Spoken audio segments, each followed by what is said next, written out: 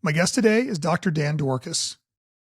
Dan is a board-certified emergency physician, an assistant professor of emergency medicine at the Keck School of Medicine at USC, the founder of the Emergency Mind Project, and the chief medical officer at the Mission Critical Team Institute. Dan performed his emergency medicine residency with Harvard Medical School at the Harvard-affiliated Emergency Medicine Residency at Massachusetts General Hospital, Brigham Health, and holds an MD, PhD in molecular medicine from the Boston University School of Medicine. Dan is the author of The Emergency Mind, Wiring Your Brain for Performance Under Pressure. He's also the host of the Emergency Mind podcast. I'm excited to have Dan on the Debrief because he not only has a unique blend of scientist and practitioner, but he's someone who has spent a great deal of time and thought deeply about how our minds work in critical incidents. Additionally, through his work with Mission Critical Teams Institute, he has looked at how those principles apply to tactical operators and first responders. I hope you enjoy my chat with Dr. Dan Dworkis. My name is John Becker. For the past 4 decades, I've dedicated my life to protecting tactical operators. During this time, I've worked with many of the world's top law enforcement and military units. As a result, I've had the privilege of working with the amazing leaders who take teams into the world's most dangerous situations. The goal of this podcast is to share their stories in hopes of making us all better leaders, better thinkers, and better people. Welcome to the Debrief.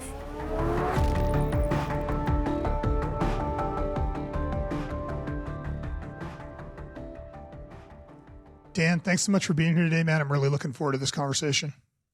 Absolutely, John. Thanks for having me. So why don't we, let's start with kind of your bio and background, because I think it's relevant in this case to where you end up with the book. Yeah, so I am an emergency doctor, and these days I'm out in Los Angeles. But going back a time a little bit, sort of how I got on this path, right? So I actually started more as a scientist, figuring I would do mostly science and stay away from anything people or anything related, which I was clearly and thankfully wrong about. But so I ended up doing an MD and a PhD in molecular genetics, which is a weird combo. Thought for a while I was going to be building medical devices as kind of a career, and then somewhere along the line, absolutely fell in love with the emergency department. I think most of us in medicine have some moment where you realize you are just a certain shape. You're just cut out for a certain thing. And that's just like you're shaped in a way and the universe is shaped in a way, and that's just how it fits together. And I have this very strong memory of being pretty junior medical student, and it's like 3 a.m. and I'm on a trauma rotation, and I just can't stop thinking about the ER, man. I just want to go down there. I want to see it. And I conned my way out of whatever it was I was supposed to be doing and went down to the ER and just kept doing that over and over again, and just absolutely fell in love with those folks who were down there. You know, these are the people, you know, on the civilian side and in the medical side, these are the folks that are there when things, you know, go bump in the night. They're the first line. They're what catches whatever comes in. And I just loved these folks and the energy and the chaos that they brought to it. Decided that'd be my path, kept training in it. And then over the last, 7 or so years, I've had a career out here in Los Angeles, mostly attached to what's now called LA General Hospital, which is one of the busiest ERs in the country, doing a combination of medical care and teaching junior doctors and thinking more and more about this concept of how do we apply knowledge under pressure, right? How do we really function at the cutting edge of emergencies? So LA General Hospital, previously County USC? Correct. The artist formerly known as LAC USC. Yeah. Yeah. Which if you don't know LA, if you get shot in LA, you're probably going to now LA General Hospital. Pretty high chance we're who's catching you. Yeah. If you're lucky, you're going to LA General. There's some great hospitals out here, but we're the flagship of trauma. Absolutely. Yeah. Yeah. If nothing else, because of the volume and intensity of your job out there. I think also, there like a lot of teams, there are self-reinforcing cultures and cycles right? If you're a team that is in the middle of it, that is prides themselves on their ability to handle chaos and resuscitation and, high complexity medical and traumatic care, then you tend to attract people that want to perform in those environments, that want to be part of that. And so it's a pretty good virtuous cycle from that perspective. Yeah, I think if it's the kind of the doctor equivalent of working at a ghetto station on graveyards on Fridays and Saturday nights, right? Like the guy that seeks out the emergency department at LA General is the guy that would work that station. Like you're looking for the edge, you're looking for the difficult case and the dangerous and the high risk and the high volume. Yeah, we're a little weird. Yeah. I'll take that. Yeah, but that's also what makes for really good ER doctors. Sure. So when did you first get interested in kind of human performance questions? What was the triggering event for you? Yeah, I mean, I'm really lucky that I have a background in training martial arts, right? I was really lucky. My parents put me into that when I was a young age. It was a karate school, right? We didn't really have like jiu-jitsu and Muay Thai and sort of mixed martial arts back then the way we do now, but it was a karate school and I had a great teacher. And so from a pretty early age, I had this concept that there's a difference between knowing something in theory and being able to do it in reality, right? That was part of my growing up because, if anybody's ever done any martial arts training, it's very easy to say, here's how you do a particular move. And then it's a lot harder to do that when somebody's punching you in the face over and over again, right? So there's this gap that's like just blindingly obvious. And when you're on the wrong side of the gap, you literally get hit in the face, which is a very strong teacher. So I had some of that mindset coming into emergency medicine. But a lot of times medicine, we don't necessarily train with that in mind.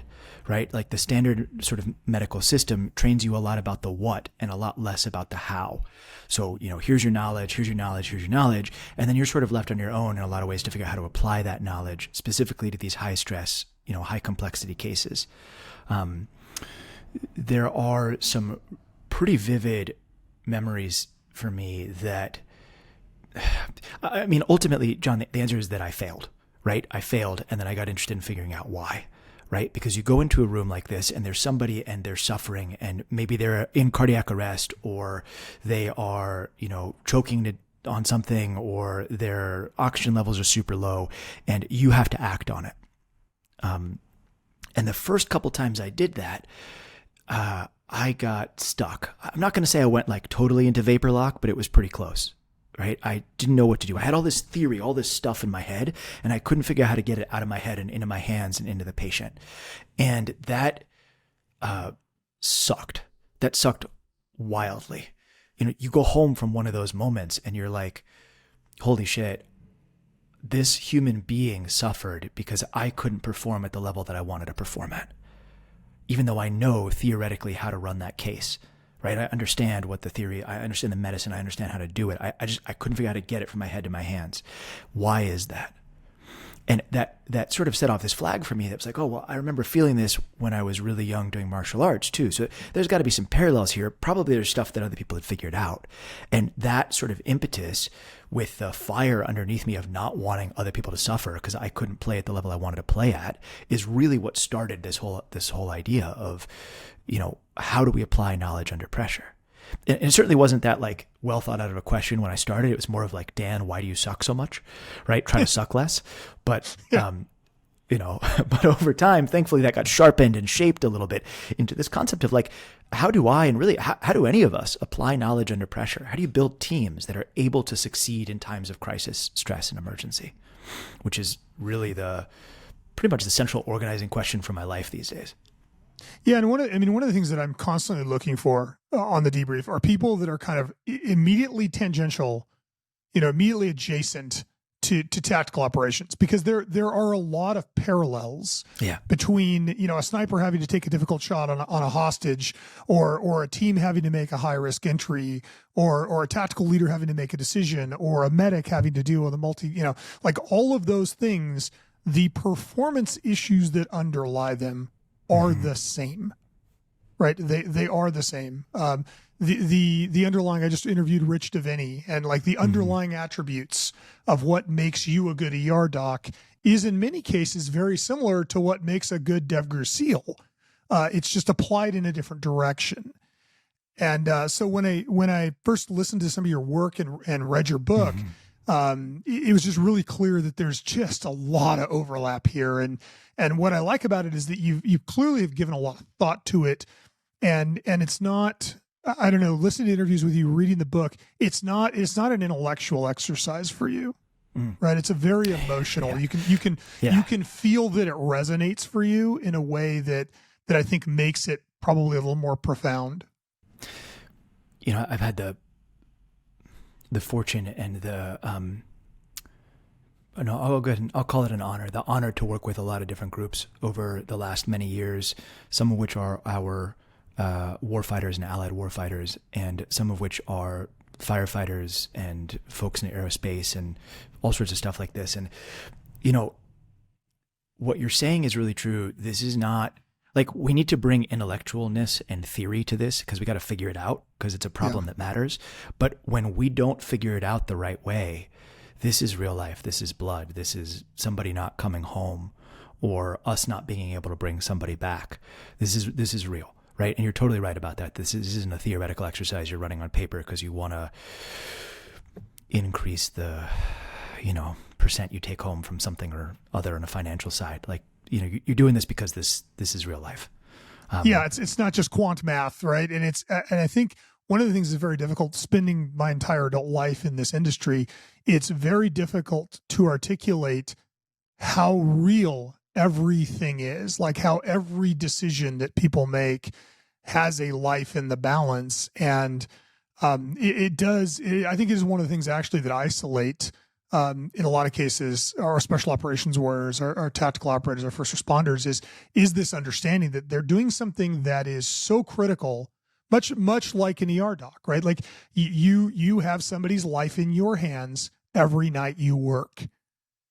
And a mistake has a really high cost, and that drives a certain amount of pressure, internal pressure, external pressure, and a certain emotional footprint that I think is difficult to articulate. Yeah, I think it's interesting what you said a few seconds ago about how it's the same structures in the person applied in a different direction. I think there's actually like sort of two complementary pieces to that, right? So one is like the person, like what do you think and feel, and how does your brain work, and how do humans' brains work under pressure? And we can talk about that a little bit too. But the other is the fact that the problem sets are actually somewhat parallel to each other. And I think this is what you're getting at right now. Like the challenge that you're facing, to me, has this very specific shape when you talk about an emergency. And it doesn't really matter what the emergency is, right? So in the book, we talked about 3 factors, and I've actually added 2 to my list since then, because I think it's worth sort of talking about like what is an emergency, and why do we care if you're not even doing medicine about this, right? So to me, the things are impact, pressure, and uncertainty, and those are sort of the core, right? Like you said, high stakes, life, death, or catastrophic loss in terms of impact. This isn't, do you get the coffee order right? This is real bad things happening. Pressure is this mismatch between resources and demand on those resources. Often that's time for most of us. There's just not that much time to make these decisions or to make these plans for it. My friend and mentor and sort of co-conspirator Preston Klein talks a lot about 500 seconds or less being the time frame that we all work a lot in. That number comes from sort of back-ending into, if you stop somebody from breathing, about how much air do they have left in them before bad things start to happen. And that's like an optimistic number, right? That's like you've prepared to stop breathing and you're stopping breathing and you're getting ready for it. That's not like your lung is damaged already or something else is going wrong with you. So it's a pretty optimistic number. But anyway, there's a pressure mismatch between what you need to do and what you have available to do it. And then this huge amount of uncertainty. You don't know the problem. You don't know the solution. You don't know both of it. There's so much uncertainty that we operate in. And I would typically add to that also this idea of complexity. We work in really complex systems. Human-human interactions, human-environment interactions. These aren't simple, straightforward decisions. There's hidden consequences and higher-level approaches to it. And the last thing I'd throw on that list is liminality, right? And I think that's what makes part of our work so interesting and weird, right? You cross a line, you can't undo it, right? Liminality says you've crossed some boundary and you're now in this alternate world that's different than the world you left, and the only way out is through. So the easiest way to think about this is you've launched a plane, the plane is in the air, the plane has to land eventually, right? You have to come out of that. The only way out is through. You either land the plane or you crash the plane. For us, it's the same way. Comes out a lot when you're putting an airway in, right? The person is not breathing. They're in this liminal space that the only way out is through. You have to secure that airway somehow or they die. And you mash all those things together and you get this really unique environment that is what an emergency is. And so I think it's worth talking about, the operator, to use that term, whoever's actually in that space, also the situation itself. And there's so many parallels in there between all of these different worlds that we're walking into. I realize it's a huge tangent, maybe not what we were talking about, but that seemed worth putting in there. No, it's actually a very interesting tangent. I'd like to push on it a little harder. Yeah. So go back through that. Go back through the factors for me one more time. What creates an emergency? Absolutely. And I don't know if this is what creates an emergency, or this is just when I look at emergencies, they have these things and we can sort of back end into it with it.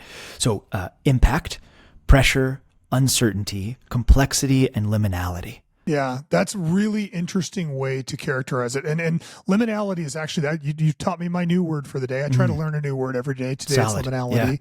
Yeah. Not salad, liminality. No, I think it's a really interesting point because, like you said, once the plane leaves the ground, the plane has to either land or crash. There is no you cannot.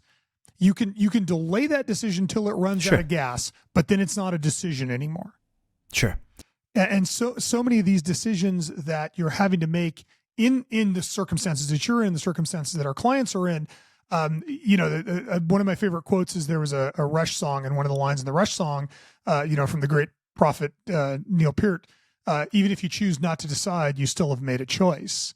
And to some degree, liminality is exactly that. Like once it begins moving, you've got to either land it or crash it. Yeah.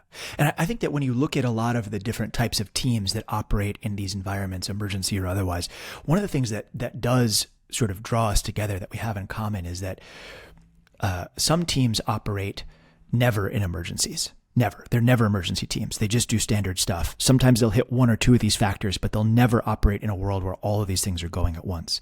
But for those of us that are what I guess I'd call like a crisis native team, right? Where we believe that we function in crisis and emergency. That's part of why we exist. We go back and forth between these two worlds all the time, right? 99% of our day, even in the ER, might not actually be an emergency. But at any point in time, all of a sudden these 5 lights turn on and you might be right there, right in it, right in the middle of it with no warning. And so you don't only have to function in that space, you also have to function back and forth between the normal world and that world. Yeah, and be comfortable with the fact that you don't get to decide when you enter that world. Exactly. Yeah, if right? you're lucky, you get a little warning. Yeah. Yeah, but realistically, it's like, and I've heard you describe it, or read you describe it, heard you describe it, and I've heard, other ER docs describe it in the same way that I've heard, kind of tactical operators describe it is, the flag goes up, you have 2 minutes, take that 2 minutes, use it wisely, center yourself, get your bearings, start the process, try to accelerate your brain into the problem before the problem gets there.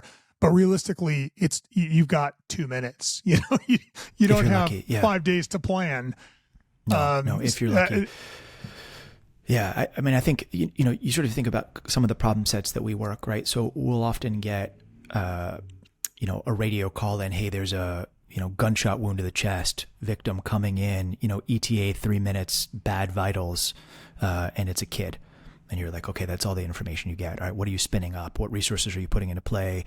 Who else is sick around you in the pod that you have to shift resources from?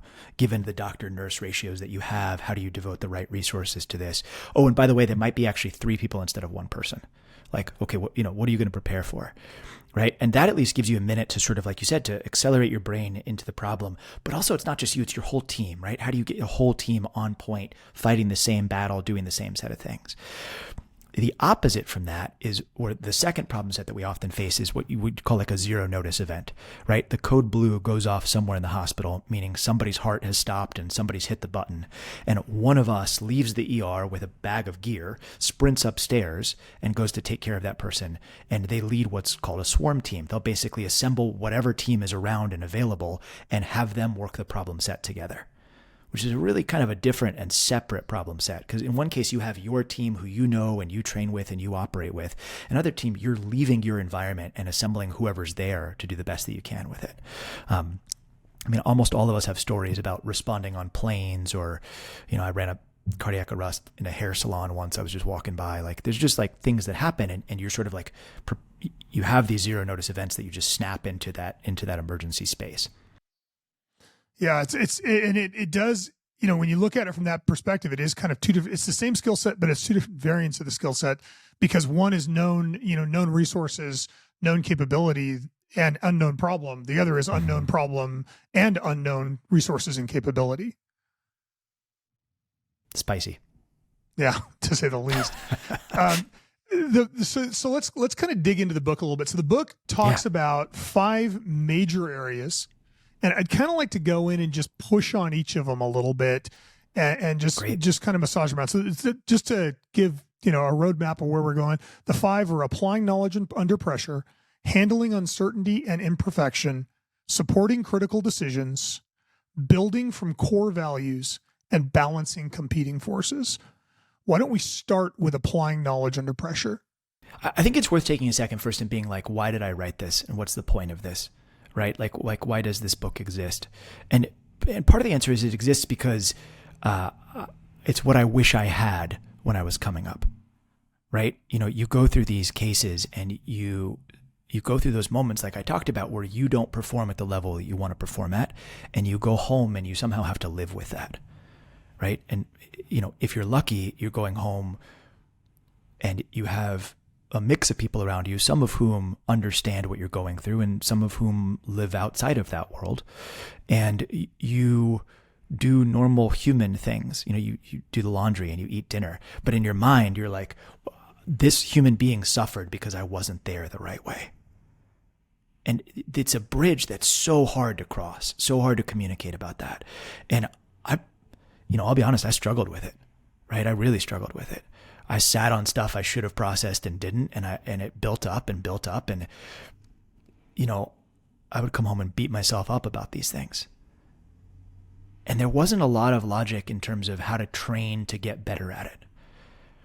And I wrote this book hopefully to at least provide a starting point, a set of questions, a set of ideas to folks who are going through some parallel journey like that on some path. It certainly is not an exhaustive and perfect map of how to do things by any stretch of the imagination. It's much more of a starting point in conversations and a seed. And so usually when I talk about this, the first thing I say is that although it looks like maybe I'm talking to somebody about this and I'm the one giving the knowledge, the reality is we're both on the same side of this problem set, right? And so if you're listening to this, you're on the same side of this problem set with me, and we're both trying to figure out how to apply knowledge under pressure. So my hope is that whatever I say in this, if you have better ideas, that you reach out and tell me, because I need that and my patients need that. We all need, me and you and everybody, to be sharper about it as we do it. So there's some cool stuff in this book, like, I'm a little biased, but I like it. There's some cool stuff in there. But to me, I think the most important piece of it is that it is incomplete. It is a starting point, not an ending point about all this. Yeah, it reads that way. I mean, it's interesting because it is certainly, I mean, there's a lot to the book and a lot of depth and understanding in the things that you have researched and you have figured out. But there is a theme throughout of trying to figure it out. Like there's a lot of talk in the tactical community, the difference between post-traumatic stress and post-traumatic growth.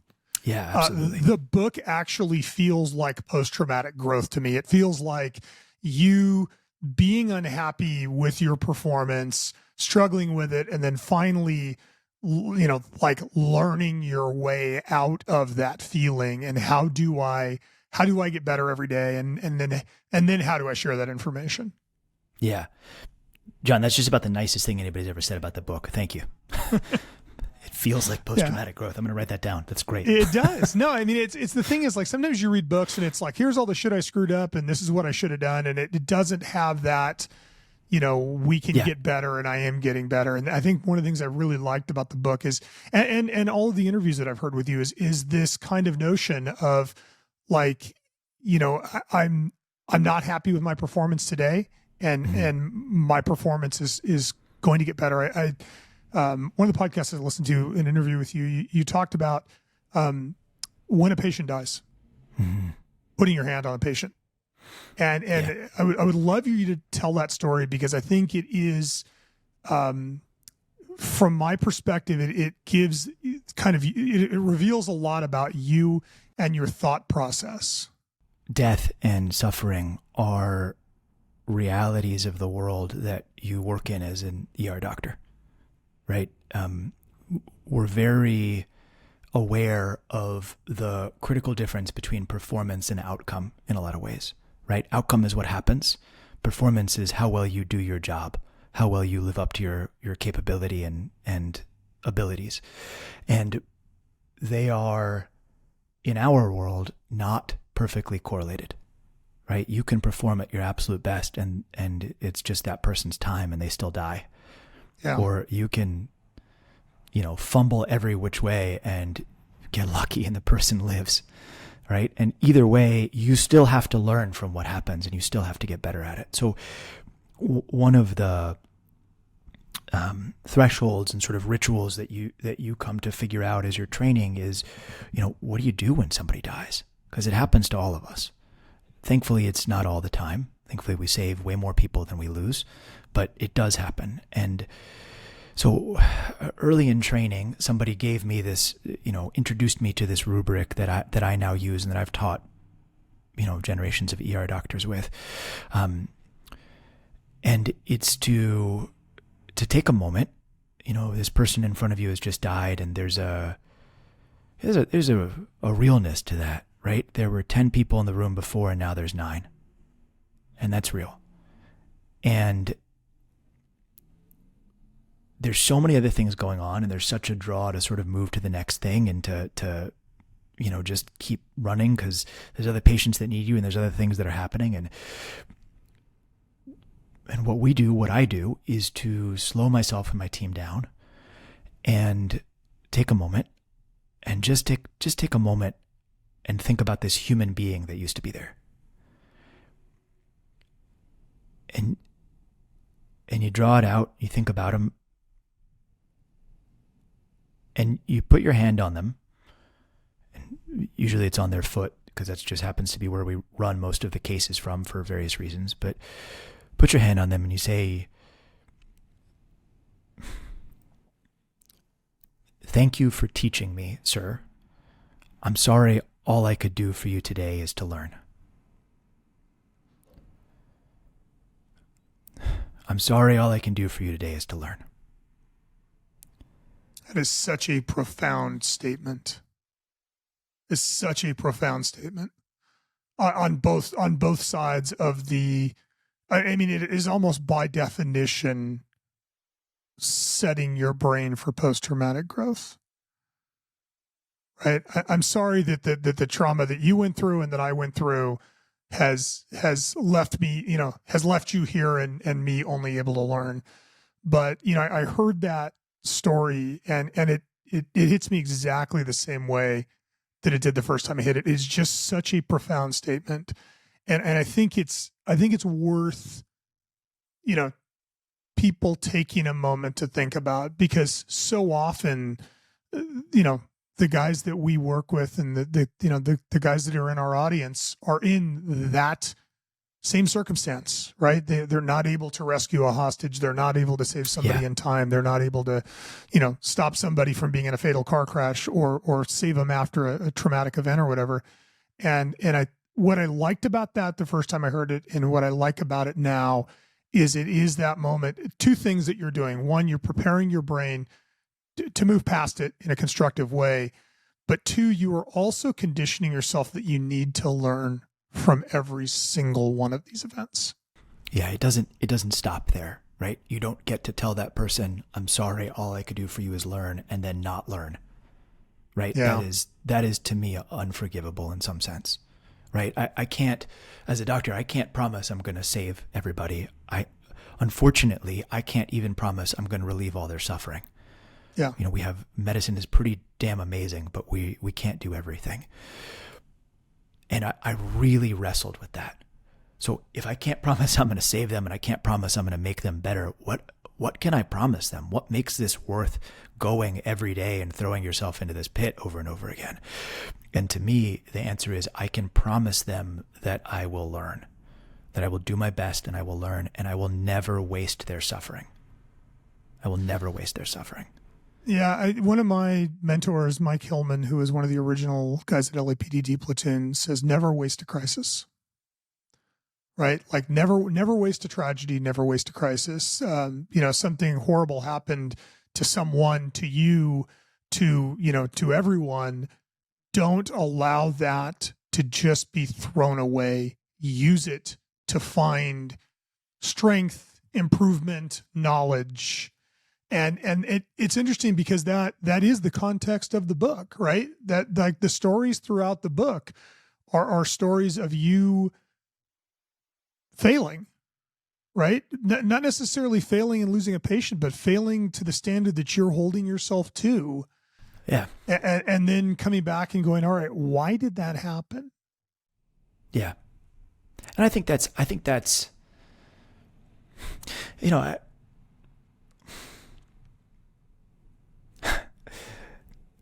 it's hard to talk about still, right? But like most of us carry around these images in our head of people that we've lost, or that we couldn't do the right thing for, whether it's people we work with or our patients, and yeah, I think you nailed it. Like I wrote this for them because it's a way to honor them, and it doesn't fix it and it doesn't make it whole, but it doesn't waste their suffering, because it's too damn precious of a fuel, right? It costs so much to put together, and you have to use it. You have to get better. You have to get your team better on it.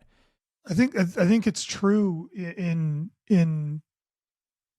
all first response, and whether it's tactical situation or medical situation. I think that there is an abundance of suffering all the way around, right? The people in the event, the people responding to the event. One thing that I was on a podcast recently talking about shootings, and one of the things I said is you have to understand that nobody leaves the same that they got there. Yeah. Right? The cop that shoots somebody who righteously needs to be shot, right? Like assume best case scenario, the guy really needs to be shot, and it is a perfectly righteous shooting. His family is still affected. Everyone around him is, it creates a ripple in their world, in every single person's world, that resonates. Yeah. So one of the ways that we talk about this a lot that's useful, I think a useful idea behind this is expensive learning and cheap learning, right? So what you described, what we're talking about when we're really dropped into this, talking about the death and the suffering, that is expensive learning. That costs a lot, right? That's learning at the expense of lives, learning at the expense of suffering, of challenge and hardship. And one of our jobs collectively as tribes that do this kind of work is to derive from that cheap learning for the people around us. Can we tell the story about it in a way that teaches the next generation of people so they don't have to make that same mistake? Can we talk about what happened in a way that allows us to grow and build from it so it amplifies the good effects of it? And can we produce cheaper learning all around for it? To me, that's a really cool way to think about it, because it provides an impetus that part of your job is making derivatives of what happened, which is not super obvious all the time, right? Like some of the time you're like, oh, the teachers do the teaching and the operators do the operating. But actually it's all of our jobs, if you're in this space, to train and build and make everybody around you better. If you really believe that your job is to never waste suffering, then it's on all of us to be instructors at the same time that we're operators. That is a brilliant way to put that. I always use the analogy of rattlesnakes. Like the first guy that found a rattlesnake got bit by it. And if he didn't tell anybody, the second guy, the third guy, everybody continued to get bit by it. For the guy that gets bit by the rattlesnake, that is an expensive lesson, right? Yeah, it might cost him his hand. It might kill him. Right. That's an expensive lesson. To the person he tells the story to, it's free, right? Like, unless the story is being told to his wife, like the next guy he meets is like, hey man, this is what a snake looks like. Don't pick it up. It bites you. There's zero cost in that learning for that guy. And part of the reason that we created the debrief, part of the reason that we've done a lecture series, is so much of this knowledge is just paradigm-based decision-making. It's just knowing if this happens, if you find a long cylindrical object with a rattle on the tail, don't pick it up. I've never had a construct to teach it the way you just did, though. It's expensive learning and cheap learning. And I think that the book is a lot of expensive learning for you that is almost free learning for me. Exactly. And that's the point. That's exactly what I wanted to do with it, right? Was to capture some of that and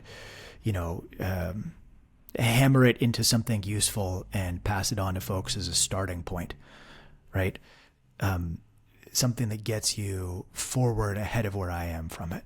And I think this gets to one of the other key points, right? We talked about not wasting suffering. And I think that like part of the way you do that and the way that you transmit this learning gets back to this like incredible Maori idea, which I'm going to butcher the pronunciation of whakapapa, right? The idea that you are the summation of your ancestors' dreams and hopes.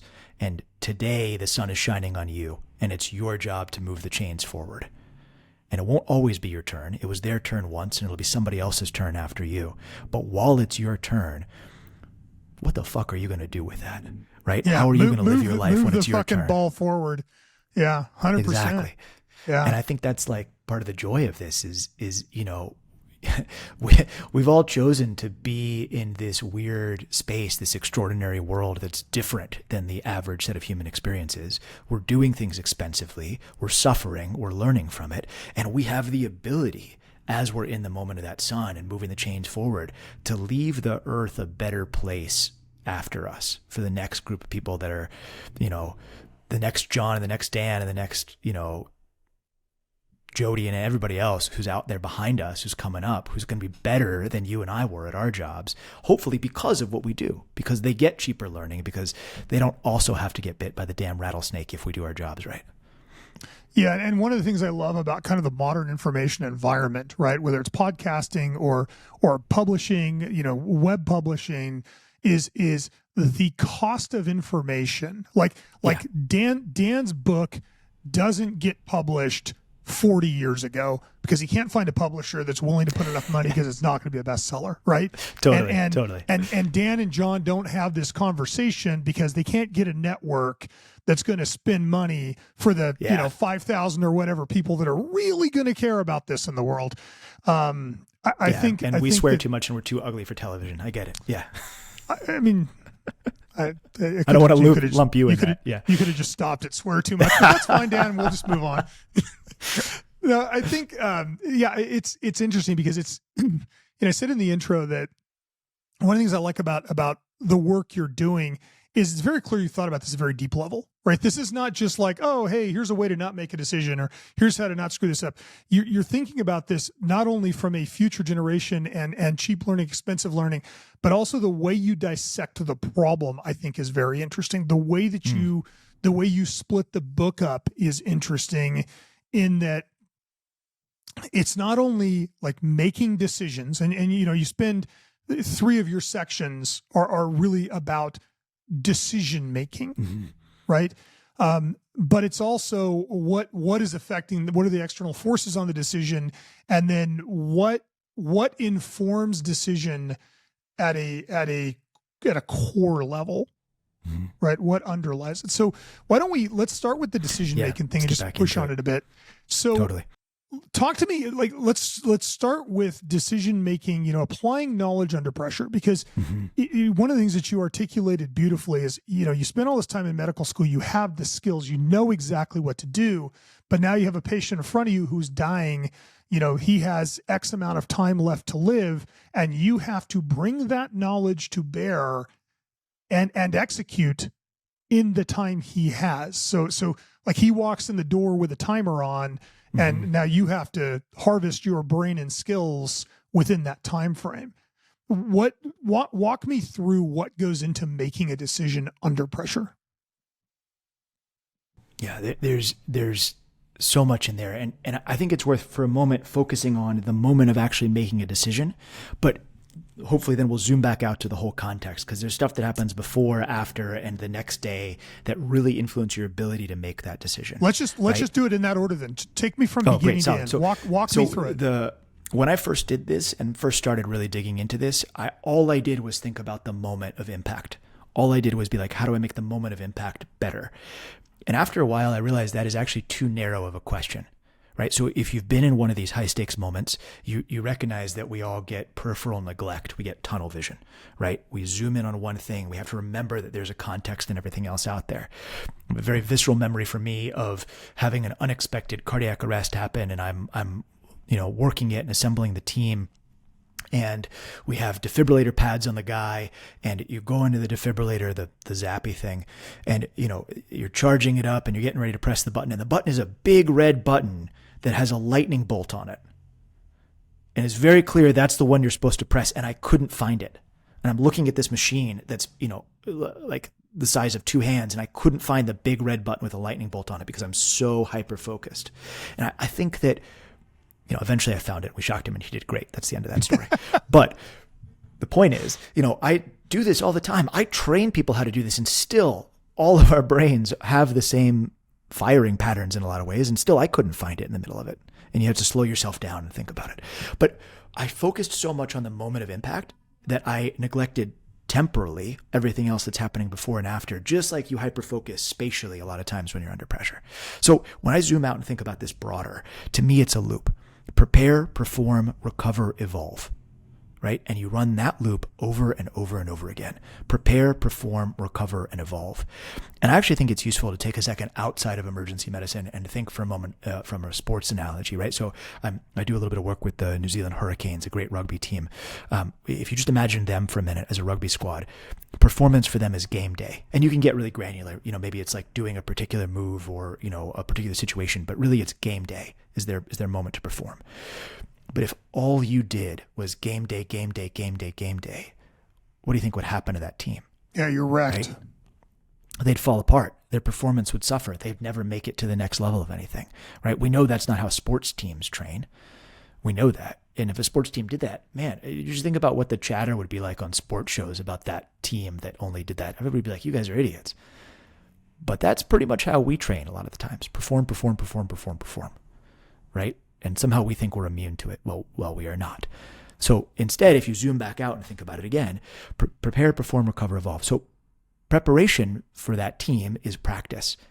And it's not just randomly doing things, right? It's specific practice done deliberately to improve performance with metrics, with coaching, with watching, and with a plan. Then you go to game day, you do the game day. And then after that, you have recovery. And that recovery is what? Physical therapy, exercise, stretch, rest, like caloric intake.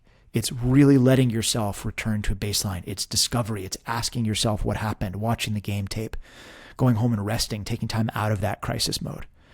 And then you get to evolution, right? Okay, well, what did we do wrong? What did we do right? What are we going to do better? Let's watch that game tape. Let's think about what happened. Let's dissect and really make sure we understand to the best that we can what went down. And what's the gap between what went down and what we want to happen next. And that informs our next practice. And that practice informs our next performance, our next recovery, and our next evolution. And you spin that wheel. And that is the virtuous cycle of applying knowledge under pressure when we do it right. So you take that whole framework and you map it back to an emergency, right? Well, what's the thing I'm performing at? What's the decision I have to make? Okay, so one of the most important decisions for us is whether or not to intubate a patient, to take their airway. Okay, that has all of those factors we talked about earlier. It's impactful, right? You have to breathe to live. So if you take your airway and you don't do it right, they don't breathe and they don't live. That's bad for you, right? It has pressure. There's a certain amount of time within which this decision has to be made and within which this skill has to be executed against. There's uncertainty because as much good as your planning is, right? You think, the phrase, the enemy always gets a vote, right? Well, the patient always gets a vote too, and their disease process gets a vote. There's other stuff that's happening that you don't understand and that you can't understand until you've already crossed that line. There's complexity because the human body is an incredibly complex system with interacting parts that have higher order complications to them. And there's liminality, which is that once you make that decision, you have to follow through with it. You have to move them all the way through and secure an airway in one way or another. Right, so it has all those features of it. That's why I think it's a useful framework as a microcosm of what we do in emergency medicine. It's also, everybody's probably seen it on TV, right? Like, okay, let's get prepared to intubate, and you get the tube and the thing, and put the thing in the other thing, and it works out. Science, but so how do you make that decision, right? If that's performance, that decision and that skill set, that physical skill set, and that intellectual decision to execute on that skill set, if that's performance, what's the rest of the cycle look like? Okay, well, preparation is training, and you break it down into components. There's the physical skill set. Can you actually achieve the operational and technical skill required to perform this task? Well, that looks like, okay, here's how it does. Here's a mannequin, get after it. Here's a harder mannequin, get after it. Here's a harder mannequin with more challenges. Here, I'm going to give you this other thing. I'm going to hand it to you backwards. I'm going to hand it to you upside down. I'm going to yell at you while you do it, right? And you're really training the task itself. It also looks like the theory behind it. Endless versions of tactical decision games, right? Endless versions of, what would you do if this happened? Hey, watch that other person, they're doing this. How would you respond in their shoes? Dissecting things and going forward and backward and lateral thinking to it. What if that patient in room 3 went down right now? How would you intubate them? Right? This constant back and forth that we challenge ourselves with. There's the moment of performance. We'll zoom back into that in a second, but I'm going to avoid that for a moment. There's a moment of recovery, which is, okay, you've just intubated this person, and what happened? Are you okay? Did you stab yourself with a needle while you were doing it? Did the patient survive? What are your next skill sets that you need to immediately operate to make sure that they stay okay? Evolution. How do you get better at this task tomorrow than you are today? Right? How are you going to learn from this intubation and make sure you and your team are better prepared to intubate the next person that comes in? Or was there something that went wrong, like the piece of equipment broke, and your next job is to go fix that piece of equipment to make sure you're back on and ready to fire again? Right? And you're spinning that cycle over and over again. So this whole deep, rich context exists within which you make one critical decision under pressure, which is, should I intubate this person? Right? Does that make sense as sort of like a playing field to go off of? It's interesting. It's actually a fantastic framework, and it's kind of like a derivative of the OODA loop, right? It's a fantastic, because it as you're describing that, I'm picturing that cycle as a series of Russian nesting dolls. Sure. Right. So there's prepare, perform, recover, evolve right now with this task that I'm doing. But then there is a larger, more macroscopic cycle to Absolutely. that. So it's like, if you think of it in terms of a tactical operation, you're doing this thing right now. You're breaching a door. You're preparing for that. You're figuring out what you're going to do. You're performing it. You're either clearing the way and then making movement and then, learning from that experience. But there is a greater, cycle that's also in play that is that same cycle. Like, you are thinking macroscopically, we need to improve this set of skills. Exactly. And as you're describing it also, I'm seeing the kind of contrast between skills and training, learning to do something, and education, learning why you would do those things. Right? Understanding the why as opposed to the how. And all of that is going into preparation, and all of that is underlying performance. And if you think in terms of a team that is constantly having to perform, which, an ER doc that's working really long hours, or a small SWAT team that's constantly having a high operational tempo, and you are going to perform to the exclusion of other things in a way that will eventually just degrade performance.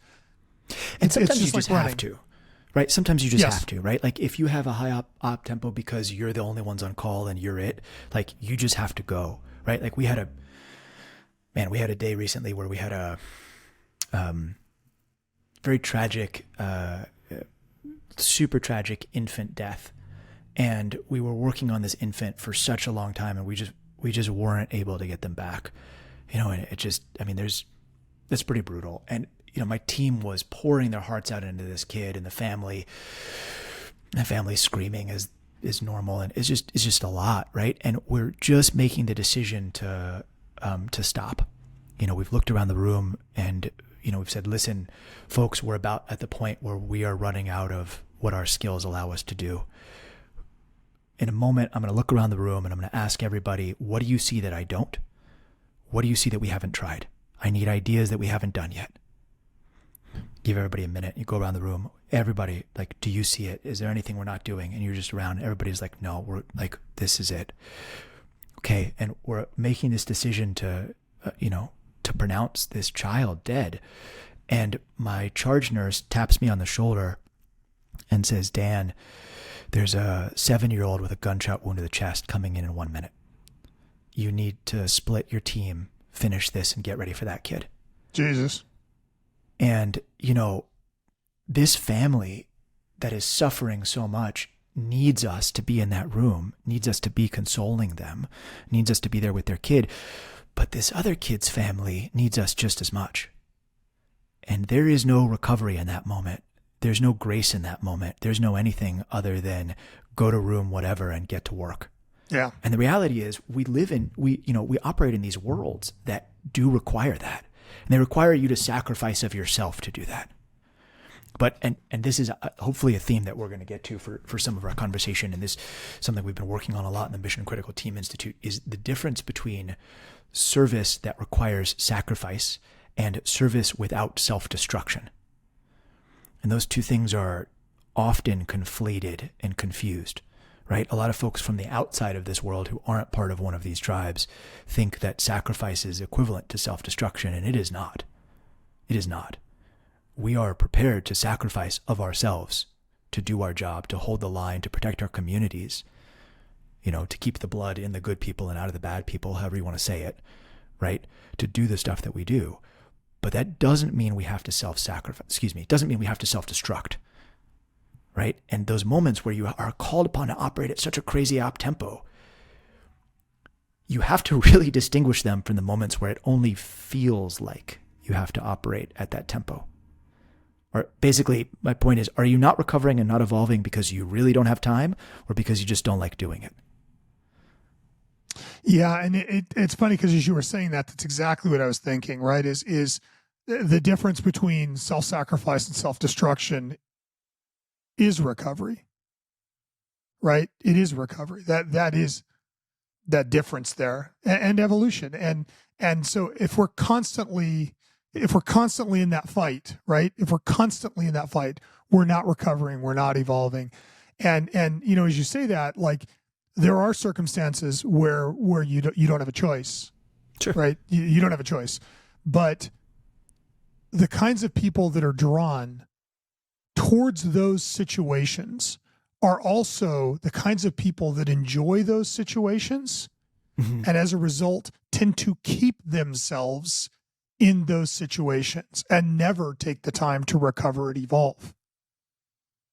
Right? I have several friends who have just deployed and deployed and deployed and deployed and deployed. And they're like, well, we need to go. And it's one of them put it best. It was Tom Satterley. Like, at the point that the glass is empty, like, you don't have anything to give. You're not helpful in the fight when you're destroyed. There's a thing that happens. I feel like the name for it is paradoxical arousal. I'm not sure if I'm calling out the right term for that or not, but it's basically the point in time in which you spend so much time in that world that's the only world that feels normal to you anymore. Yeah. And it's so much harder to go to the grocery store and do the laundry and have a conversation with your loved one. And it feels so much easier to just go back into the space, right? I remember many times, certainly one of them being the early part of the pandemic when, thankfully it wasn't as bad as we thought it was going to be. We were seeing reports of doctors dying, and we sort of figured that would, this would be, our time to sacrifice of ourselves. And, I remember so clearly that it felt so much more comfortable being there than it did at home. And that is a real warning sign that your balance isn't quite right in there, right? That you need to really dig into your teams and get support from the other folks that understand that aren't going to tell you things like, just go take a walk, you'll be okay. Like, no, you need more than that, right? Like you need a community that understands what you're saying and that can be there for you to support you as you're going through that stuff. And sometimes you need more than that. Sometimes you need therapy and you need help and you need all sorts of things like that. And there's there's nothing other than strength in recognizing when you need that and going after it. But I think as leaders, we need to be cognizant of that, right? We need to have the macroscopic view of the people that work with us. Mm-hmm. And as even as teammates, we need to go, man, this guy is grinding himself up here. Like, we need to get him out of the fight and into the recovery and evolve. Yeah. I think as you're describing, I'm thinking of, like, I do Ironman distance triathlon, and it's like, mm-hmm. Exercise makes you stronger. Too much exercise destroys you. And it is that same thing. Like, if you don't take the time to recover and evolve, you're not preparing for the next fight. You're just dragging yourself to the next fight. Yeah, I think that's a great way to put it. That is. But we got to talk about performance, right? Because we're sort of like talking about this whole structure of everything else around it, and we haven't really we've set the stage for performance. We've talked about all the other things around it, but we got to dig in a little bit, because I think it's important, and I want folks to come away from this with some things they can start doing right away. One of the things that we do the most when we're training this kind of stuff is the idea of applying graduated pressure, right? So the model for this is a wedge, right? So there's often things in training environments, in operational environments, that have what you'd call a step function of pressure. You go from some pressure to enormous amount of pressure, right? Or you go from a little bit of hardness to astronomical hardness all at once. And it's hard, it's challenging for a number of reasons. But one of the reasons that it's challenging is that things break and you don't know why, right? When you're trying to apply a skill that you are insufficiently trained at in an environment which is too fast-paced and too challenging for you, things break and you don't know why. And that violates our underlying rule of you have to learn from everything. So if you don't know why things broke and you can't get better from it, then something's wrong, right? At the moment, I have a knee injury, so I have not been playing jiu-jitsu. But usually when I play jiu-jitsu, right, you see this when you have a junior person go try to throw a move against a more senior person and it doesn't work and they have no idea why. By they, I mean me. I have no idea why it didn't work, right? So frequently. But the antidote is to instead apply graduated pressure, to use a wedge instead of a step function.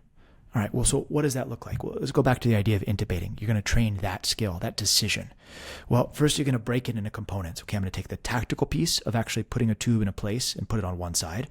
Then I'm going to take the intellectual piece of what are the medications I need to give to get that person's physiology optimized for the procedure. I'm going to put that over here. Then I'm going to take, well, what about the post-intubation care right after I put the tube in? How do I take care of their heart and lungs afterwards? Cool, I'm going to put that in a third bucket. And I'm going to make as many buckets as I need about all the skill sets. I'm going to make sure that each one of them is ready to go. And you're going to do it in a low risk, low stake environment, right? So again, you get this idea of a wedge. So if high wedge is full tempo, full everything going, low wedge is somewhere in the middle, and that might be simulated environments. That might be just one-on-one high pressure discussions with a senior. Maybe that's going over things on a mannequin or, in a shoot house or doing something like that where you're doing it in a much more controlled environment. Then you also have ultra low wedge, which is low fidelity simulation, talking things through, tabletop exercises, stuff like that. But the idea is that you take a skill, you dissect it, you do the pieces of it, and then you build it along that wedge on purpose till you're ready to deploy it when it actually needs to be done. And one of the commandments of this, right, is that you know where you are on the wedge, and you're not just randomly doing things. Okay, you're not just mixing in, all right, I'm going to do this skill on a mannequin, and then I'm going to actually go intubate 10 people over here using medications that I've never tried before, and then I'm going to go back and do it once. No, that doesn't make any sense, right? You have an idea. Today, right now, I'm practicing this, I'm going to do this. Then I'm going to expand it to this, then I'm going to expand it to that. Yeah, it's crawl, walk, run. It's crawl, walk, run, but sometimes you got to go back and crawl better because you didn't get it right the first time. Right. Then you go back to walk. Then you run a little bit. Then you go back to walk. Then you crawl. Then you run. Then you, right? It's not necessarily a linear progression as much as it is there are multiple points of time on a wedge, and Sure. you can use each of them constructively, right? So know what you're doing. And the second commandment of this is anytime you see a step function of pressure and complexity, try to put a wedge in there. Where in your team can you apply a wedge to that scenario? Can you build something in the middle that allows people the chance to practice that thing and learn from it, so that when you get there, you're optimized to do it right. And if it doesn't go right, you have a better chance of understanding why it didn't go right. Yeah, no, that makes sense. Yeah, it's kind of like instead of crawl, walk, it's crawl with your arm around somebody, crawl with a walker, like gradually take the big step out of it and make it a series of smaller, I mean, ultimately everything is kind of a step, right? But like make the steps as small as you possibly can make them, and feel free to move forward and backwards in that process until you have mastered things before you do take that next big step. Yeah, well, and I mean, again, this isn't rocket science, right? But how do you learn something in jiu-jitsu? How do you learn, an arm bar or a guard escape or whatever it is, right? Okay, you do it slowly, you understand it, then you go back with your partner and you each run through it a few times. You make sure you understand the positioning of everything, how it's supposed to work. Then you speed it up a little bit. You figure out what breaks, then you go back, you do it again. Then you speed it up a little bit more. You figure out what breaks, you go back, you do it again. Then later on that day or that class, you try to apply the move in real life, roles. And it probably doesn't work, and that's okay. And you figure it out and you go back and you do it again, right? Like, this isn't rocket science, but we don't do this in medicine sometimes. We just throw people into the deep end and things break and you don't know why. And that to me is often avoidable if you put some work in ahead of time in the preparation and performance phase of it. Well, and what's interesting too about that is that when things break and you don't know why, you can't recover from it because you don't know what happened, and you can't evolve from it because you don't understand why it broke. Yeah, right? and you just there are repeat times the cycle at each step. Mm-hmm. Yeah, and there are times when you just don't know, right? You just don't Sure. know why something didn't work, and okay, but that should probably be the minority, and you can at least get after some of those things that we're leaving there otherwise. Yeah, no, that makes a lot of sense. So we've gone through kind of the macroscopic cycle. We're to the performance portion of the program. Talk to me about handling uncertainty and imperfection. Yeah, so we are imperfect, right? We are all imperfect. I like to say I'm an imperfect person. Medicine is an imperfect art, and I practice it imperfectly. And if that's true, if all of that's true, the outcome is a little rough around the edges sometimes. Yep. And your job is continually to get better, right? Your job is to get better. Your job is to learn. Your job is to keep pushing. So you don't ever eliminate the uncertainty, though. It doesn't go away. You never reach a point of life where everything is certain and everything is perfect. And if you're chasing that, you're probably pointing yourself in the wrong direction. Instead, your idea is, how do you function within uncertain environments? One of the things we talk about is the idea of bounded versus unbounded uncertainty. All right, which is a really important distinction. So bounded versus unbounded uncertainty. And another sports metaphor here is basketball. So if you're playing basketball, you understand that your team and the other team is going to be 5 people, and you understand there are some rules to the game about how it goes. And when your group of 5 people gets on the court, you're not going to be facing a bear with a laser on its head and, 16 sharks. You're going to be facing another group of people, and they're going to be acting in sort of predictable ways, doing things that are maybe uncertain within that context, but it's really bounded, right? So if you can figure out within the realm of uncertainty parts that are bounded, then you can train for and operate in those environments, right? If you can do that, then you can function more quickly in those uncertain spaces because they're ones that you can prepare for and activate ahead of time. So what's a good example of this? A common emergency is somebody having a seizure, right? Now, you can have a seizure for any number of reasons. It could be neurologic, it could be biochemical, it could be drug-induced, it could be all sorts of stuff. But ultimately, no matter what reason they're having a seizure for, the problem is you got to keep them breathing when they have a seizure. All Sure. right? So the issue is you don't actually need to know the reason why at the beginning. You just need to do the stuff that helps them breathe, right? While you're waiting for the rest of the certainty to appear, while you're waiting for the rest of the case to materialize, while you're waiting for more information to come in, make sure you're not getting stuck chasing uncertainty that doesn't matter. One of the things we talk about in tactical decision making is you're never going to have perfect information. Mm-hmm.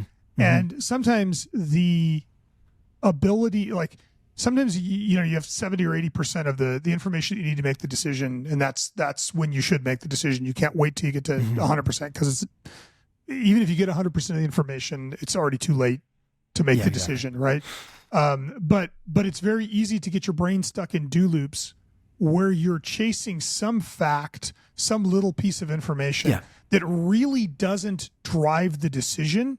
It's just something, it's an off-ramp that your brain takes and chases around in circles.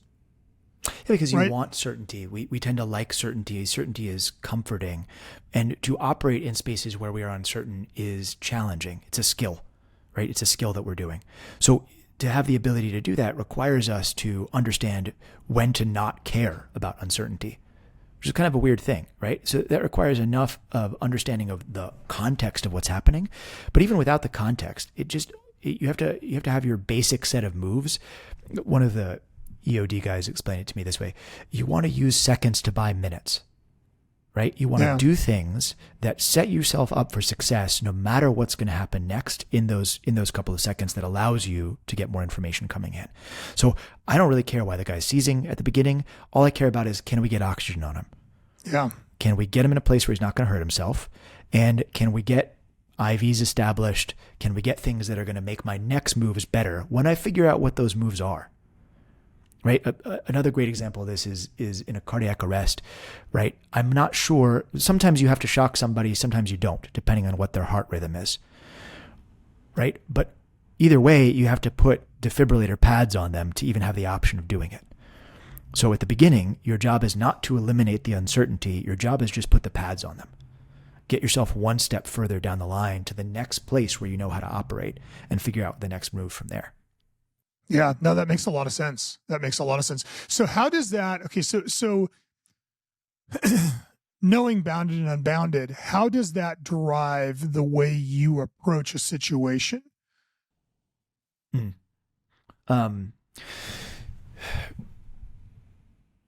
One of the other sections is operating from first principles. And one of the big concepts, I actually forget if it's in that section or not, but is the idea that there are dependencies in the way that things work, right? So airway, breathing, circulation, why do we care about it? Usually in that order, although the March algorithm might be a little bit different. There's some other stuff that we won't talk about, but assuming for a moment it's airway, breathing, circulation, right?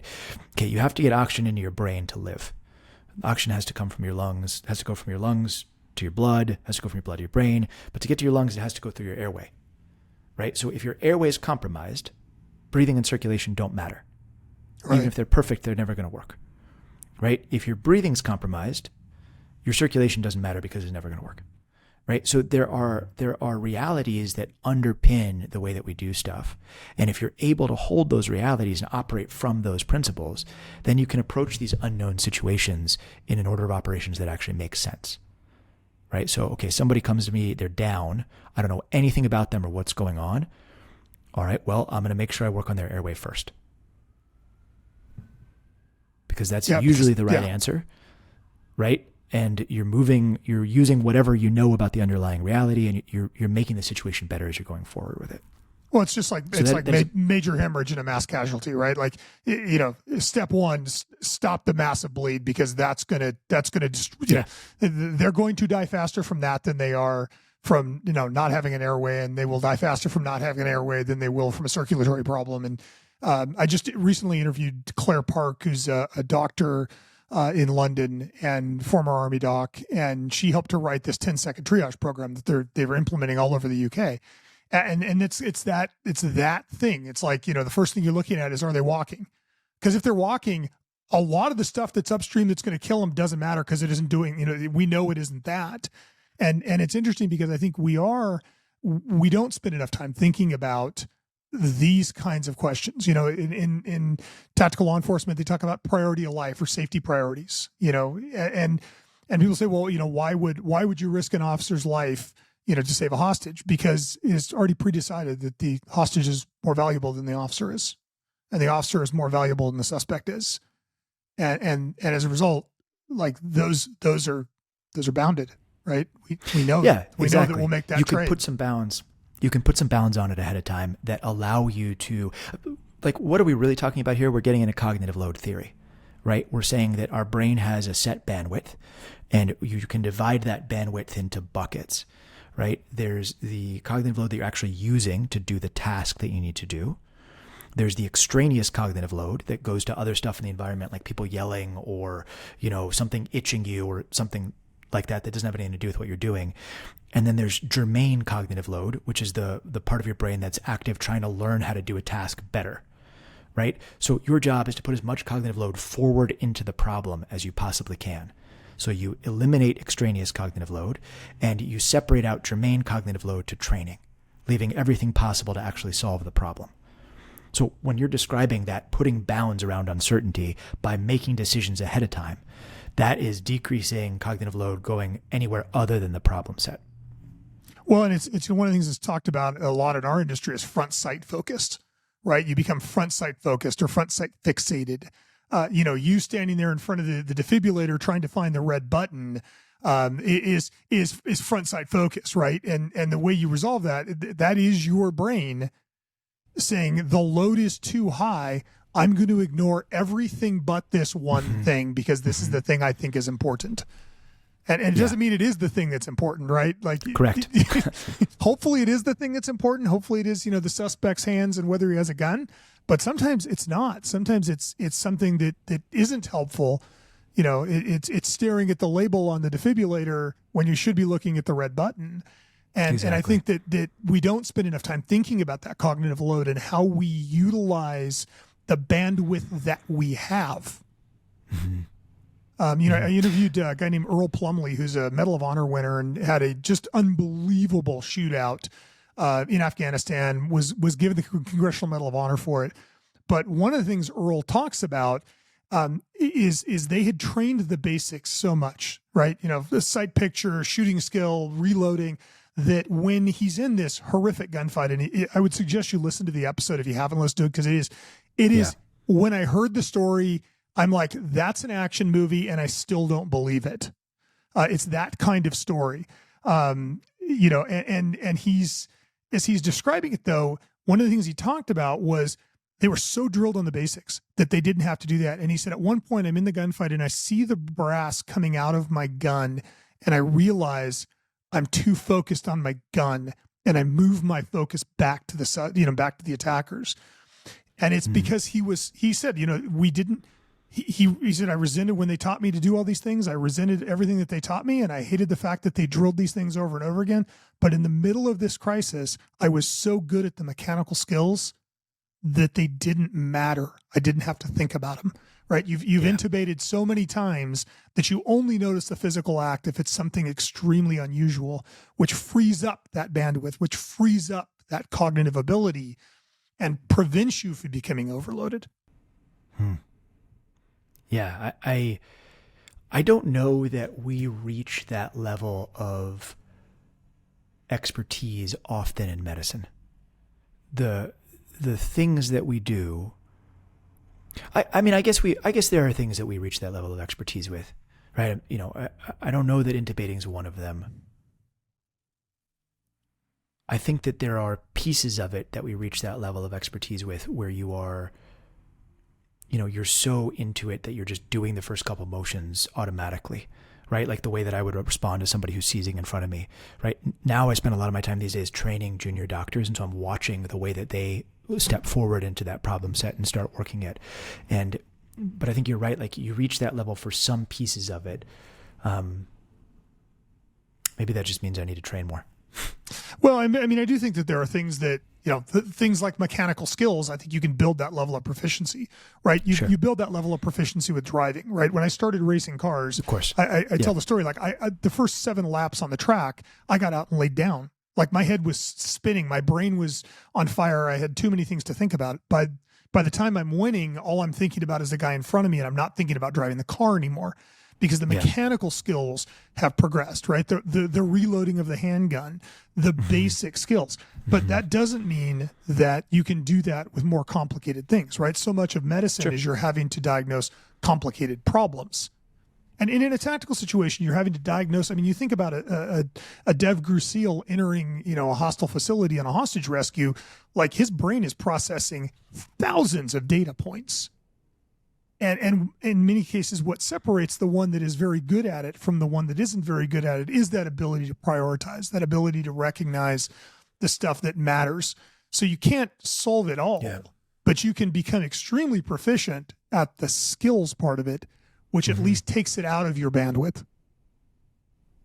Yeah, and I think that you can do a lot of work to eliminate the unnecessary pieces of it, right? I think that's a really important piece of it, which is that, like, even as you're training to get better at a task, you should also be training to eliminate the unnecessary ways that you fail, right? And that's a constant battle in systems that are imperfect, that are, almost antagonistic in their ability to screw things up for you. But you have to be always taking things away from that, right? There's a story I tell in the book about, we had just done this really incredible, very challenging intubation of this very sick woman who had a bunch of lung disease and her oxygen level was really low. And, it was a very, very challenging task, but we succeeded at it. And we're getting her up to the ICU only to find out that, her oxygen levels start crashing. Something's wrong. Get her back in the room. Let's get her back on the figure everything out. The punchline is nobody had double checked that the oxygen cylinder under the bed was full. And so we're moving her to the ICU on an empty oxygen cylinder, right? So you did the hard part right, and you still get tripped by the easy part because it's an unnecessary opportunity for failure. Can you actively get after and eliminate those things that'll make your performance much better as you're learning how to do it? Which is preparation, right? Like that a lot of that is preparation and creating systems that are failure resistant. It is creating, whoever is supposed to check that oxygen cylinder checks it all the time and it's never empty. So it's never a failure point. But this is so interesting, right? Because okay, so there's an answer to this problem set that we're describing, which is now you have a checklist before you move somebody from the ER to the ICU, and it has 10 things on it. You got to check these critical things. And that's an answer, right? That's an answer that's usable and worthwhile in some cases. But you can't create an exhaustive checklist for everything. Right? This is training versus education, right? There's just no way for you to actively predict every single thing that's going to go wrong with any degree of certainty. Go build a checklist for it and fiat and mandate from above. This is how we do everything in there. Yeah. Right? We don't want automatons. We want educated operators that are able to improvise, because once you enter those liminal spaces, you're going to find things that haven't been thought of before. And if it's not a checklist and all you do is checklists, you're going to run into some issues in there. Yeah. I mean, right? I'm sure you read Atul Gawande's books, right? Like there is checklists are fantastic for things to prevent you from forgetting them.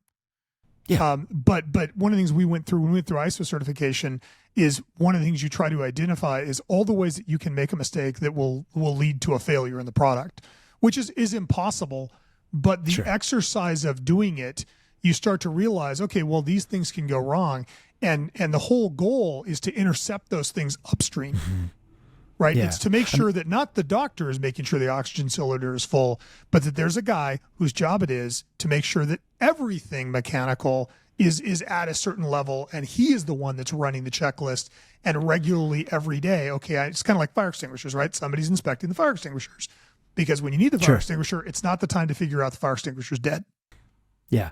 But there's also the idea that like if so when I'm leading a team, like part of my ethos has to be, okay, I might not be the one checking the oxygen tank, but my job is to tell this story about the oxygen tank. Yes. So that everybody else is like, right. What are other things that are like that? What's the oxygen tank in this situation?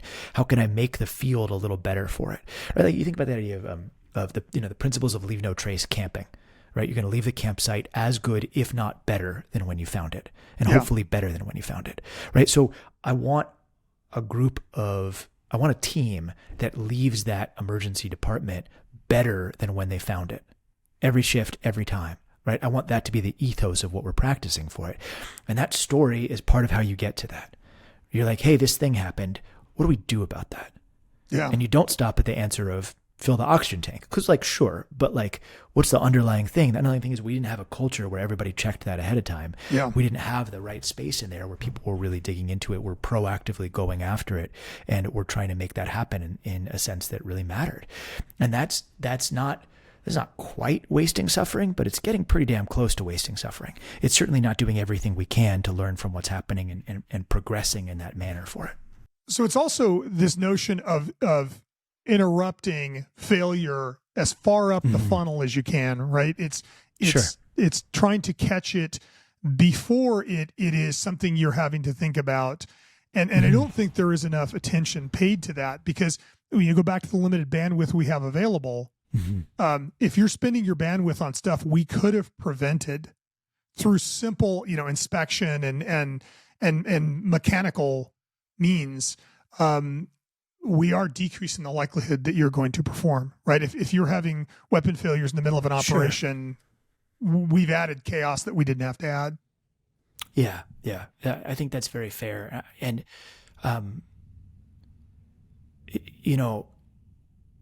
there's a medicine concept that basically is like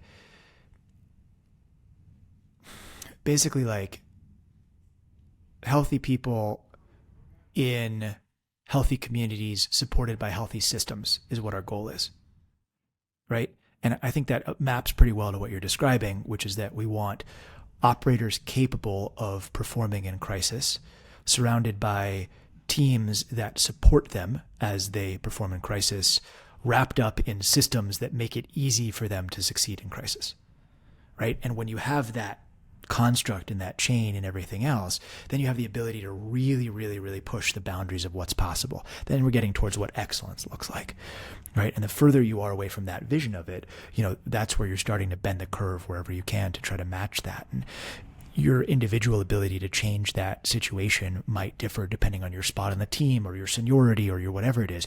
But whoever you are on the team, you probably have the ability to make the environment right around you a little better for the people, a little better for the team, and a little better for the system. And I think that is part of our job, right? Our job is not to solve every single problem, right? We didn't design, like to your point, we didn't design the weapons. We didn't do the things. We don't have to be a master of everything. But we have to, if we really want to perform under pressure, we have to be a master of the local universe around us, such that we are always improving our situation and always making it easy for ourselves to do the right thing, or at least easier. Yeah, but you raise a really interesting point, which ties into the book, which is this notion of balancing competing forces, right? We are always under attack from 100 different directions. Sure. And I think that does make it makes it difficult to perform at an optimal level. Yeah, absolutely. So one of the things we talk about in that section that I think is so important is the forest and the forest and the leaf idea, sort of going back and forth between like micro focus, totally devoted to one concept, and a macro view of the whole field and everybody that you're doing. And we've talked about this idea a couple of times when it goes wrong, right? In terms of like hyper focusing on the defibrillator button. But that idea of are you really spending your energy on a specific tiny subset of some problem, or is your energy better spent in that moment with a tactical overview of what you're doing? And realistically, most of us in these worlds have to go back and forth between those two views, right? There's a certain skill set that we do, a central line where you're really threading a several millimeter thick wire through just slightly larger than that catheter in order to put this large line into the person's, jugular vein, or femoral vein or whatever. And that is slippery and hard and requires your entire attention to get it right. But not everything is like that. And you really have to go back and forth between that and the whole system. Am I doing the right thing? Should I be doing this in the right way? What does this patient need? What does the patient in room 6 when I'm in room 8 need? And how do you balance back and forth in that? And one of the things that we work on in order to get better at that skill is this concept of basically heads up, heads down, heads up, right? So if you're about to go heads down into a thing that is going to take your attention into a single point and focus, you want to try to get in this pattern of heads up, heads down, heads up. So right before you go heads down, you take one last look around and make sure everything is as best as it can be and this is still the right thing to do.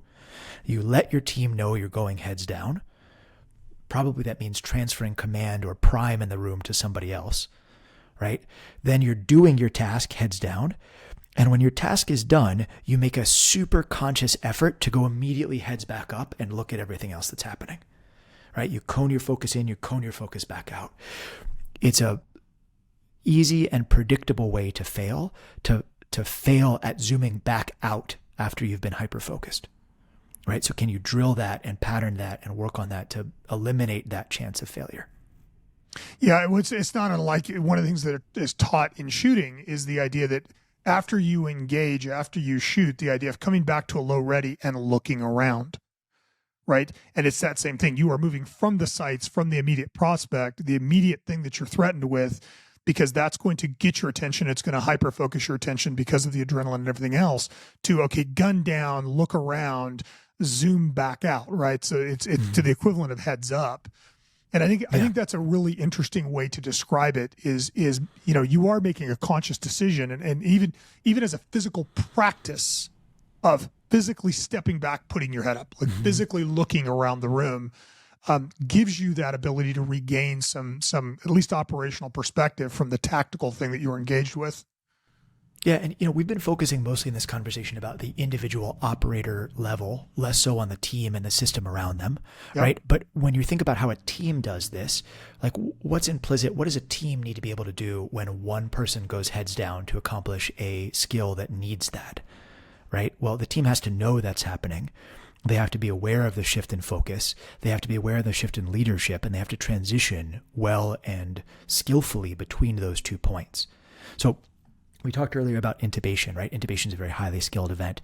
Typically, there's a different person who's running the intubation than a person who's running the resuscitation as a whole. We divide and conquer in that way for various reasons.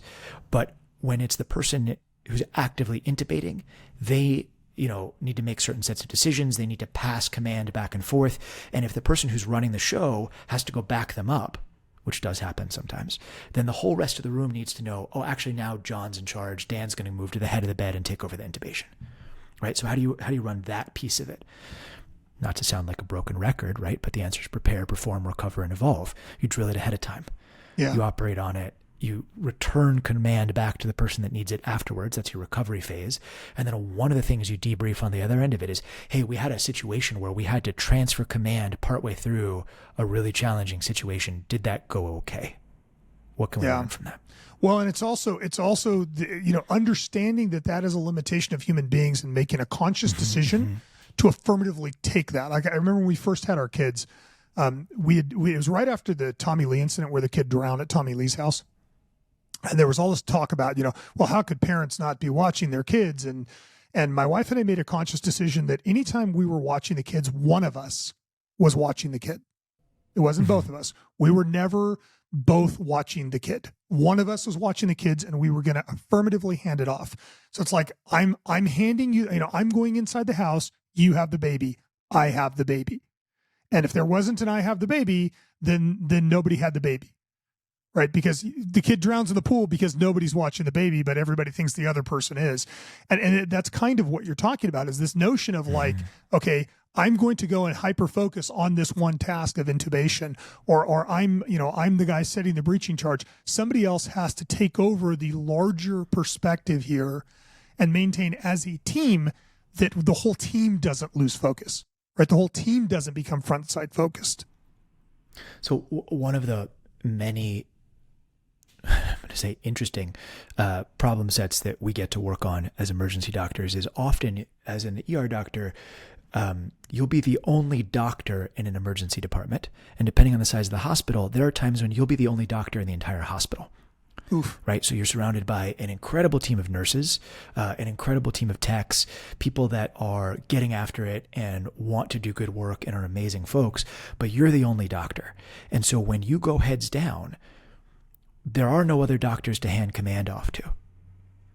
So you have to be incredibly skillful with your team in order to say, okay, here's what we're going to need to have happen as much as possible. Let me clue you in on what I'm thinking. And part of your job in that situation is not just to be able to do the skill and to be able to run the resuscitation, but also to elevate the level of everybody that you're playing with, right? Because they're all going to have to play up because your head's down doing a thing that only you can do.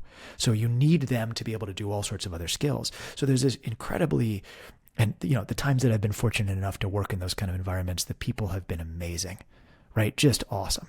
And it's an incredible situation to work with. It's also super challenging, right? You all have to be paying attention to these crazy number of variables. Everybody's doing things they might not necessarily be comfortable with or have done before, and everybody has to play up.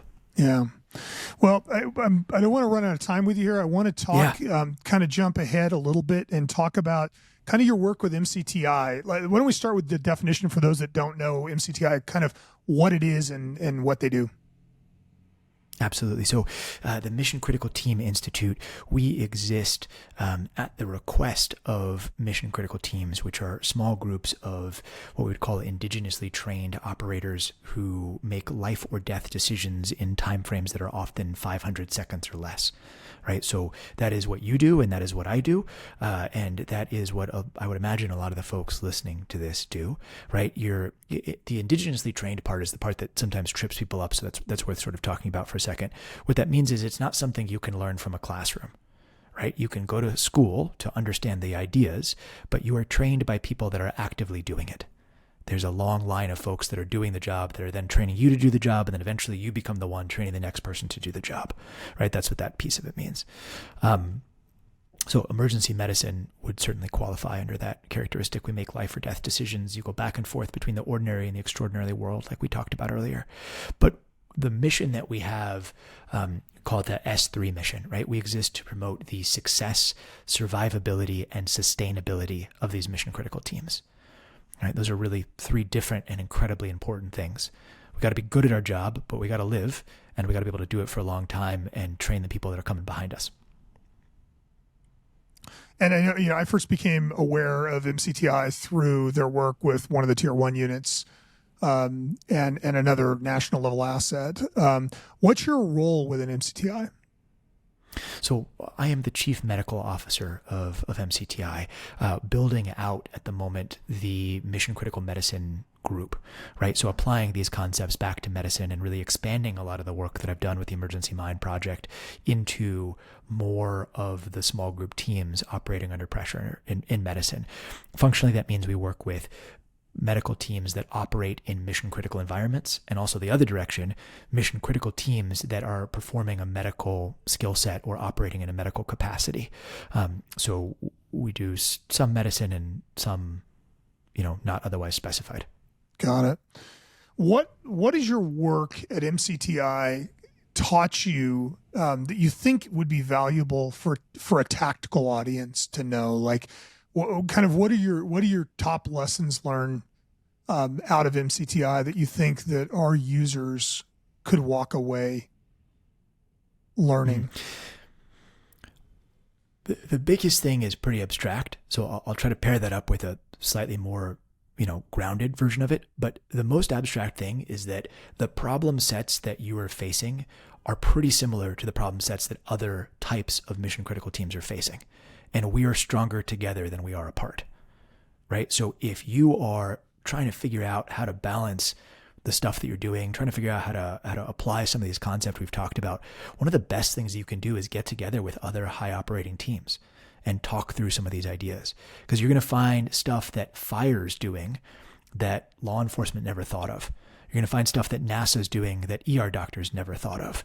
Yeah. You're going to find when you approach these problem sets from various directions, you're going to get just absolute, high output growth and power from it. Yeah, and it's one of the things I love about what MCTI is doing. I've interviewed several people that are kind of on the periphery of what we do.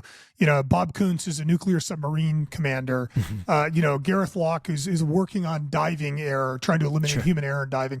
And every one of those conversations, I walk away thinking, man, I didn't think that they understood that the way that I understand it, or the way my end user or listener understands it. It is fascinating. You can't be a prophet in your own village, but frequently the village that you think would not have a prophet for you does. It's the guys down the river where you're like, those guys don't know what they're talking about. Sometimes they really do. Sometimes there are lessons to be learned about business from airplane pilots. Listen, one of the big concepts I was taught coming up is that the room is always smarter than any one person in it. Yeah. Right. So that's true. Doesn't matter how smart of a doctor you are. The room collectively is smarter than you. they're better than you. And your job leading a resuscitation is to get your entire room facing the same problem set and working on it together. Right? That makes the difference between life and death more than almost anything. Same thing's true when you think about these mission critical teams, right? Collectively, we are smarter than any of us alone. But I think it is a challenge for many of us who are alpha males and who are in positions of authority and positions of responsibility. You are very inclined to believe that because you are the doctor, it's all on you. And so you have to be the guy with the answer as opposed to being the guy who finds the answer. Mm. I guess I'm a little lucky in that sense that medicine is so damn hard, right? You just so many things go wrong and you lose so many things that it disabuses you of the notion pretty damn quickly that you are invincible and, capable of having all the answers, right? You talk to a family of a child that died when your team did their best and did everything they could and the child still dies. You don't walk away from that thinking that you have the answers to everything in the world, right? You walk away from that realizing, all right, I'm going to do better tomorrow and I'm going to look everywhere I possibly can to get this team better than where it is right now. My suspicion is that a lot of folks listening to this, I hope you haven't gone through that piece of it, but probably you've gone through something parallel and you've walked away from a situation being like, wow, that wasn't where I wanted it to be. But I think one of the things that separates people that go through trauma and never recover and people who go through trauma and are better is that introspection. It is that moment of what can I do to not feel this way again, and the willingness to seek counsel, whether it's technical counsel, emotional counsel, or just somebody that understands. I think we do have to humble ourselves and be willing to recognize that we don't have the answers, and ultimately the team is always stronger than the individual. And it's a weird, fun balance too, right? Because you have to be humble. You have to be able to look at yourself and be like, I am imperfect. And then you also have to be able to be like, I am going to charge into that next room as fast as I possibly can and do what needs to be done, right? This is what I always tell my residents when I'm training them to run cardiac arrest for the first time. I'm like, you are humanity's best hope, right? You are the sum total of everything that humankind has ever invented about medicine at the tip of the spear, and it's you today. And it's imperfect because we're not there yet. We haven't fixed all these problems yet. And it's a challenge and it's going to suck and you're not going to do everything you want to do. And you have to believe that you're humanity's best hope when you walk in that room. You have to somehow balance both of those. Yeah. And it is a difficult balance. I think that's a good place for us to stop. Because I think you and I could probably talk for about 14 hours. Yeah, absolutely. I want to get to our 5 final questions, but before we do that, how can people find your work? Absolutely. So the Emergency Mind Project is out there. It's really easy to find. It's emergencymind.com. And I am Dan at emergencymind.com, which is the easiest way to reach me. The Mission Critical Team Institute is out there also. We are missioncti.com, and you can connect with us and look us up through all of that. And we're always open to talking to all sorts of folks in this world. What I'll do is I'll add those to the notes, the show notes, so people can just click on them. All right, let's do the 5 rapid fire questions. This is a way I like to end with all of my guests like you, who I think can make us smarter. Short answer questions. First thing that comes to mind. What's your most important habit? My most important habit is pausing and reflecting. Right? Recognizing that the first thing I think of, ironically for this rapid fire question section, is that the first thing I think of might not actually be the real answer, and separating out the stuff that happens from what I actually want my actions and beliefs to be. What's your current favorite online resource, website, podcast? Like what's your latest intellectual jam, so to speak? Yeah. I've been reading a lot of the stuff around red teaming lately. I think that's been super fascinating. That's drifted a little bit into some business stuff. I've been listening to Invest with the Best podcast, which is a bit of a weird resource and probably not something that a lot of folks in the tactical community are hitting on. But you look at these people that have built these incredibly efficient systems at how to do stuff, and how did they get from inefficiency to efficiency. I think there's a lot to learn from that group in terms of how we can build the systems around us better. What's the most important characteristic of an effective leader? Curiosity, coupled with that sense of never wasting suffering. What's something you've changed your mind about in the last few years? Oh man, how long do you have? Right? I think there's so much. I think one of the big ones that we talked about earlier was the sense that performance is a moment separate from the rest of the context about it. I really thought if I just pushed better, harder, and faster, I'd get things done. And now I'm so much more interested in and curious about the rest of that loop about, prepare, perform, recover, and evolve. That's made a big difference in my ability to do the job that I do. Final question. What's the most profound memory of your career? There's a hallway, brick-lined hallway that heads into the ER at Mass Gen, where I did most of my training. And, Mass Gen is like 1 million years old, right? Those bricks were probably around before anesthesia was around. It's only a slight exaggeration because it's an old hospital. There's a sense of history to it. There's a sense of purpose to it. And that hallway leading into the resuscitation area, when I first started doing that work, I'd get really nervous walking in there. I'd be like, how am I going to perform today? How am I going to do this? What am I going to do? And I made a conscious decision at some point to, every time I walk through that hallway, getting ready to go into that space, to think about, there's this one line from the Hippocratic Oath, which says, into whatever house you enter, may it be for the good of the people within. And I made this decision that I would say that to myself when I walk down that one brick hallway. That I am not perfect. I don't have to have everything exactly right. But I will swear that when I walk into this space, into my home in the ER, it will be for the good of the people in there. And that is how I'll judge myself. And if I do that, that's how I'll judge my life as a human being. And that hallway image is just like seared into my brain from doing that walk so many times and making that commitment over and over again to try to bring something good to the people in there.